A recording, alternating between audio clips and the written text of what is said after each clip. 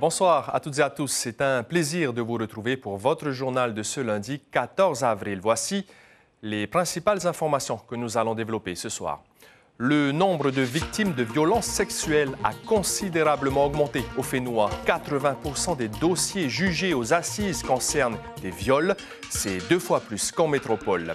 Des maisons conteneurs de 14 mètres carrés à partager à 2. 6 unités ont été inaugurées au bénéfice de 12 sans domicile fixe en voie de réinsertion professionnelle.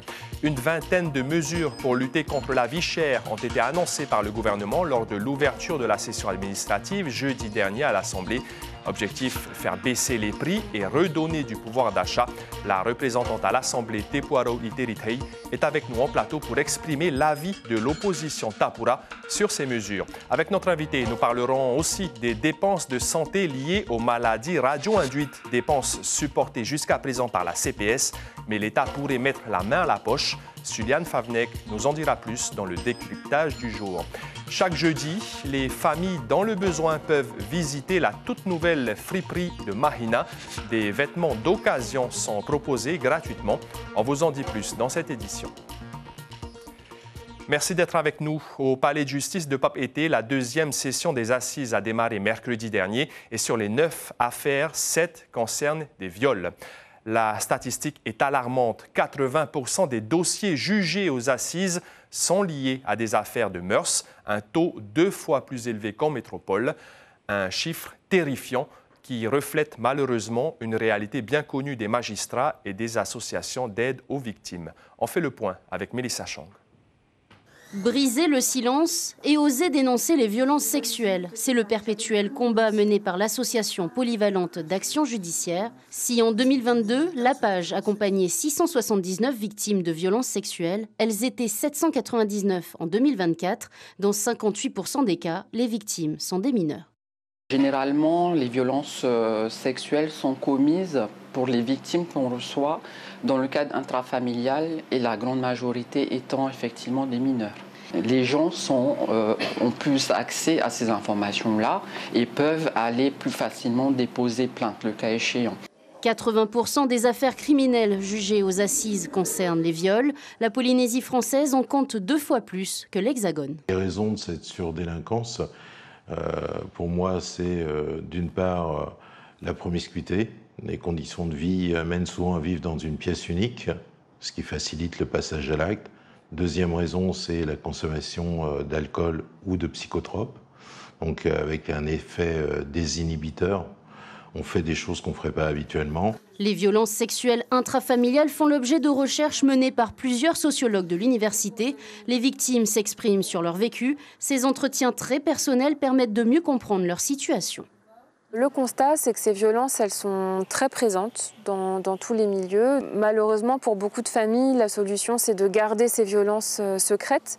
Or, ce que l'on sait, c'est que quand les personnes victimes ne sont pas crues, quand elles sont maintenues dans le silence, ça accroît les conséquences des violences, notamment en termes de santé.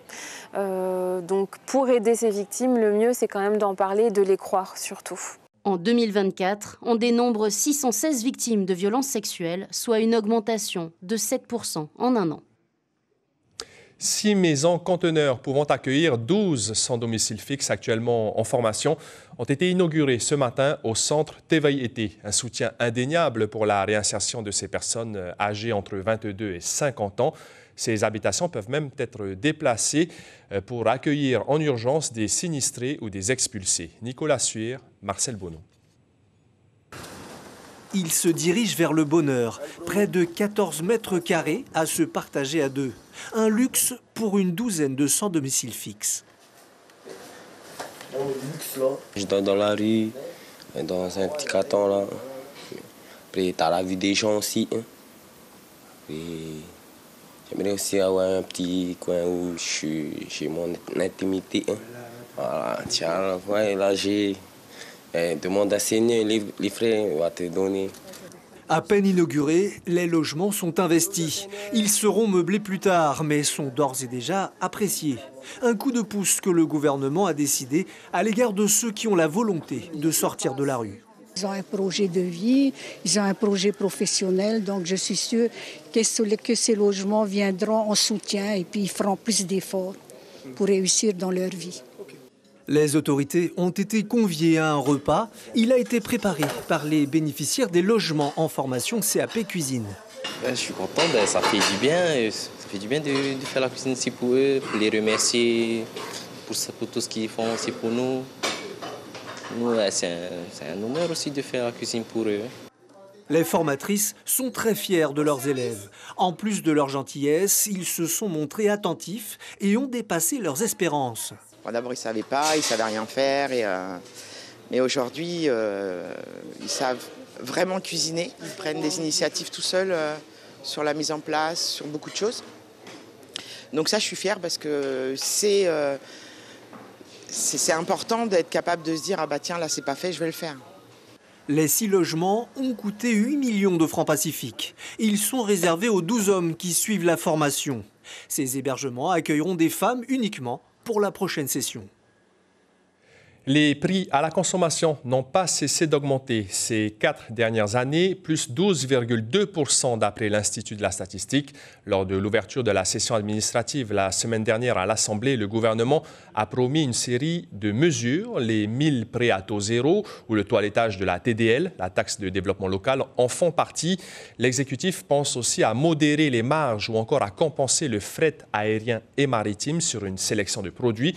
Pour parler de ce train de mesures qui vise à lutter contre la vie chère, Tepu Arauri Teritei, représentante du Tapura Huiratira à l'Assemblée de Polynésie, est avec nous en plateau. Bonsoir. Bonsoir Marouki et bonsoir à l'ensemble de nos téléspectateurs qui nous regardent des 5 archipels. Le gouvernement Tavini, tout comme le gouvernement Tapura avant lui, ne sont pas parvenus à faire baisser les prix. Finalement, est-ce que ce n'est pas plus facile à dire qu'à faire pour les politiques que vous êtes ? Alors si, en effet, c'est une réalité, puisqu'en fait, notre problème en Polynésie, c'est le fait qu'on habite dans des îles et que la plus grande partie des marchandises qu'on consomme est importée.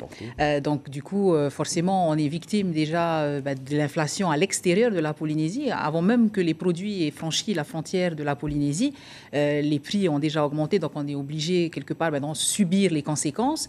À ça, rajouter effectivement les taxes qui sont appliquées, le fret, qui est également une des composantes des prix, tout ça fait qu'effectivement, c'est un combat qui est difficile. Justement, le gouvernement propose une compensation du fret aérien et maritime sur une sélection de produits. Selon vous, quels sont les produits à prioriser ? Alors, c'est vrai que le président a annoncé ces choses-là, comme beaucoup de choses, et c'est d'ailleurs ce qu'on lui a, entre guillemets, reproché, dans le sens où on attendait un peu plus de concret, et aujourd'hui, il parle de cette mesure-là en particulier. On n'en a aucune connaissance, donc effectivement, ce qu'il faut privilégier, on pense que c'est tout ce qui est alimentaire, dans un premier temps, parce que ce qu'on veut, effectivement, c'est un allègement des prix de ce qu'on consomme au quotidien, et au quotidien, c'est de l'alimentaire, c'est la nourriture. Aujourd'hui, il y a le PPN, qui marche quand même assez bien, et qui aujourd'hui aide les plus démunis à pouvoir accéder encore aux produits. Mais effectivement, il faut aller plus loin dans la mesure où, en plus, dans les caisses du pays, on dispose d'une certaine trésorerie qui nous permet de pouvoir justement abaisser les taxes et de pouvoir avoir moins de rentrées puisqu'on a suffisamment en stock. Donc, c'est le moment de faire des mesures fortes à ce niveau-là. Vous dites qu'il faut aller plus loin. Qu'est-ce qui ne figure pas dans les mesures du gouvernement pour lutter contre la vie chère que vous auriez aimé voir? Quelle devrait être la priorité? Alors déjà, ce qu'on veut en priorité, c'est du concret, parce qu'on est un petit peu habitué avec ce gouvernement à avoir des annonces. Ça fait 2 ans qu'on entend que des mesures vont être prises justement pour faire baisser le coût de la vie. Or, les mesures qu'on voit, c'est l'instauration, par exemple, d'une taxe sur le sucre qui a eu un seul effet, c'est de faire augmenter encore les prix. Donc déjà, nous, ce qu'on veut, c'est que ce qui est annoncé par le président se concrétise et se traduise effectivement à travers la baisse de la TDL. Nous l'avions déjà annoncé à notre époque. La taxe sur le développement local, si effectivement on l'allège ou on la supprime, permettra à certains produits de baisser. Quand effectivement on aide au niveau du fret, là aussi, il faut, à mon avis, mettre un forfait sur le fret pour qu'on soit plus victime justement de l'inflation du fret. Mais tout ça doit se traduire en mesures concrètes et c'est ce qu'on attend. Merci pour ces premières réponses. Tepu Arauri Teritei, on reviendra avec vous sur le sujet du nucléaire, car la prise en charge par l'État des coûts liés aux maladies radio-induites est au cœur des débats de la Commission consultative de suivi des essais nucléaires. Elle s'est réunie le 1er avril dernier. La CPS et les associations antinucléaires réclament un geste fort de l'État pour honorer la dette nucléaire. Suliane Favnek, vous vous êtes penchée sur la question de la prise en charge de ces maladies. Et oui, tout à fait, Marouki. Alors la première chose, eh bien, c'est quelles sont ces maladies et combien y a-t-il de maladies? Alors déjà, l'État reconnaît 23 maladies dites radio-induites. Alors quelles sont les maladies les plus importantes? Eh bien, ce sont d'abord les cancers du sein, 163 environ nouveaux cas par an en moyenne. Ensuite, l'utérus, les cancers du poumon, 42 nouveaux cas en moyenne par an, et la thyroïde, environ 25 nouveaux cas par an en moyenne. Alors forcément, bien sûr, ces maladies sont prises en charge par la CPS et cela a un coût. Pourquoi? Eh bien parce que souvent il y a des chimiothérapies, des radiothérapies, une hospitalisation. Alors la CPS a estimé que pour chaque patient, eh bien cela coûtait environ 8,5 millions de francs marocains. Et cette prise en charge, Suliane, c'est donc la CPS qui paie, et cela depuis longtemps. Oui, en effet, la CPS dit que depuis 1985, donc jusqu'en 2025, eh bien, plus de 14 000 patients atteints donc, de maladies radio-induites eh bien, ont été pris en charge. Et parmi eh bien, ces patients, il y a notamment plus de 400, en tout cas c'était des chiffres de 2022, plus de 400 personnes qui ont été reconnues officiellement victimes par le CIVEN, c'est-à-dire le comité d'indemnisation des essais nucléaires. Alors pour le président eh bien, du conseil d'administration de la CPS, il a estimé les coûts de ces prises en charge à 125 milliards de francs. Et c'est cette somme-là, aujourd'hui, que la CPS et les associations antinucléaires eh bien, réclament à l'État aujourd'hui marocain. Et donc ça, c'est ce que demande la CPS, mais ce n'est pas vraiment le calcul de l'État. Et non, l'État, eh bien, lui, se base sur les victimes qui ont été reconnues par le CIVEN, donc plus de 400 en 2022. Et cela donc, aurait un coût estimé entre 3,5 et 5 milliards. Évidemment, cette estimation aujourd'hui peut évoluer parce que chaque année, le CIVEN reconnaît de nouvelles victimes du nucléaire. Les derniers chiffres que nous avons remontent à 2023. Sur 564 demandes de Polynésiens d'indemnisation, eh bien 108 ont été reconnues victimes. Donc forcément, la dette nucléaire augmente au fil des années et c'est effectivement tout le débat aujourd'hui, c'est-à-dire l'évaluation du coût. Merci beaucoup, Suliane Favnek, pour ces précisions. Je reviens vers vous. On l'a entendu, 8,5 millions de francs par patient. C'est le coût moyen pour les traitements des cancers, des maladies radio-induites, un total de 125 milliards. Mais le calcul n'est pas le même pour l'État, qui estime que ce sont seulement les 400 victimes reconnues par le CIVEN qui devraient être indemnisées. Qui est-ce qui a raison? Alors d'abord, ce que j'ai envie de dire, c'est qu'il est juste et normal que l'État rembourse la CPS et indemnise les personnes qui sont reconnues victimes des essais nucléaires. Ça, c'est une affirmation sur laquelle on ne peut pas revenir. Ensuite, il est vrai que nous avons Irekotika 2021. Ça a été un tournant, justement, dans ce débat sur la reconnaissance des victimes des essais nucléaires. J'entendais le chiffre de 400. Je crois qu'aujourd'hui, je parle sous couvert des associations qu'on salue, parce que depuis toutes ces années, ils se sont beaucoup investis dans l'indemnisation des victimes. On voit que le chiffre aujourd'hui, il est quasiment à 700. Donc, depuis 2021, c'était un engagement du président de la République, on a une augmentation de l'indemnisation des victimes du nucléaire et en parallèle, évidemment, du remboursement à la CPS. Parce que avant 2021, rappelez-vous, la France ne voulait absolument rien rembourser à la CPS. Mais en 2021, 14 000 ou 700 alors, de l'indemniser.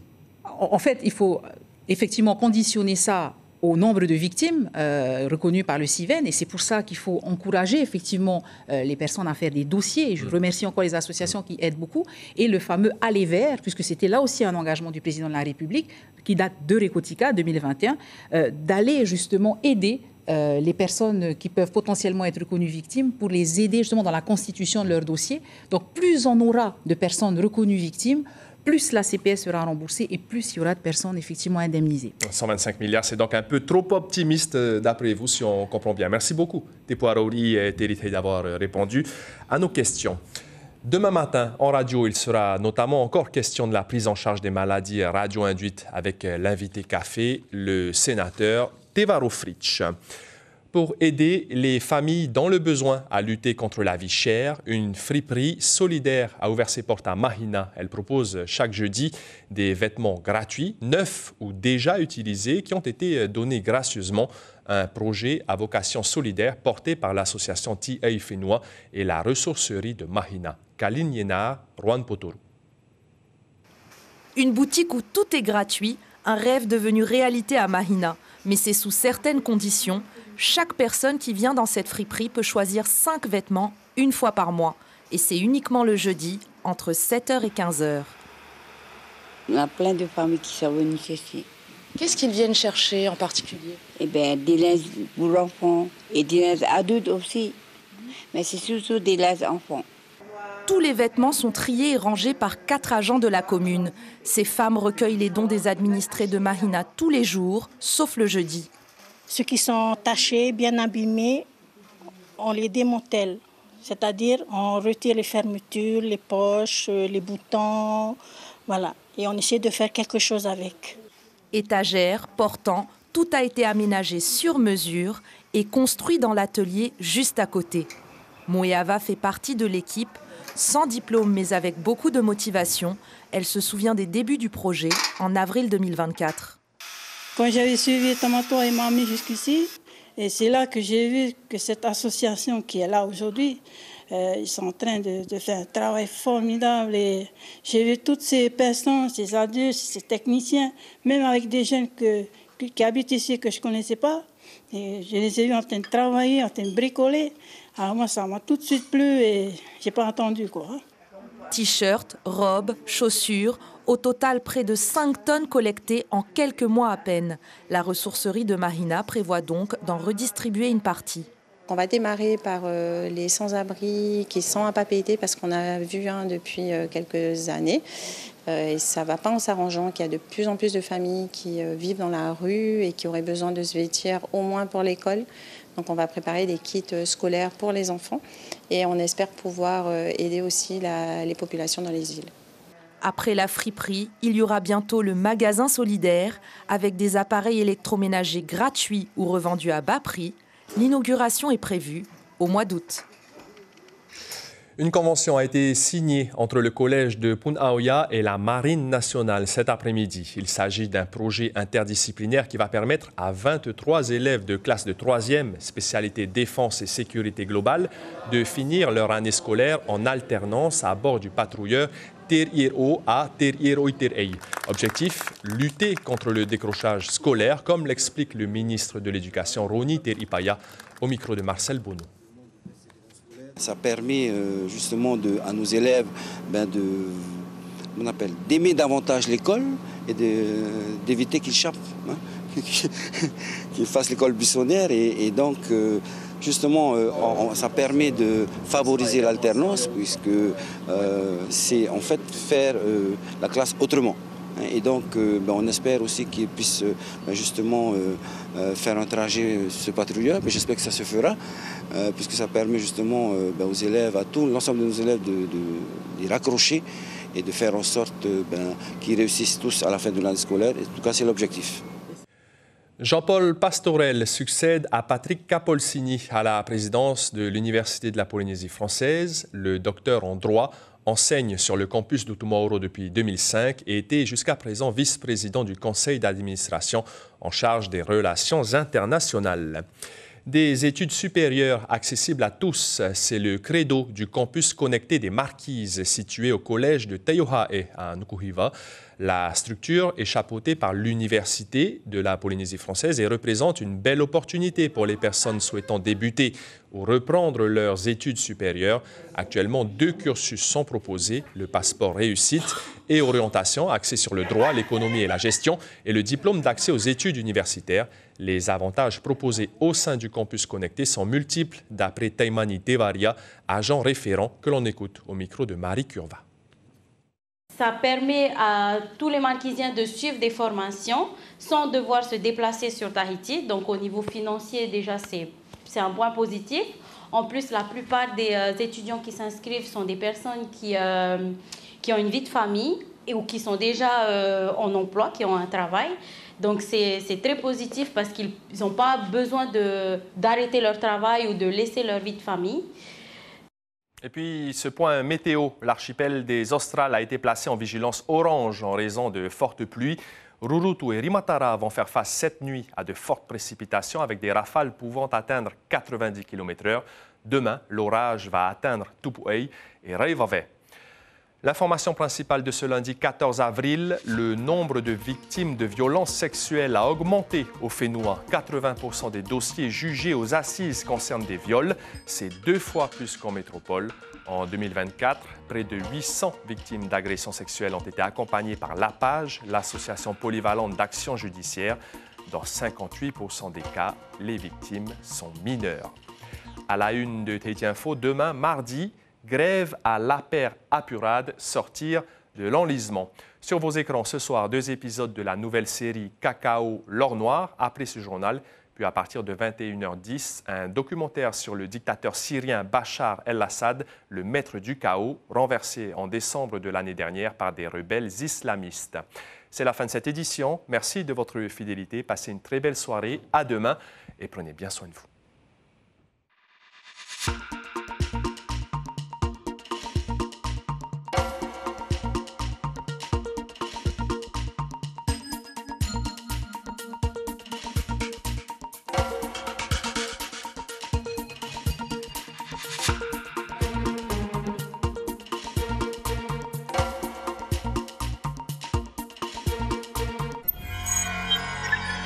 Retrouvez ce programme en replay sur notre site internet.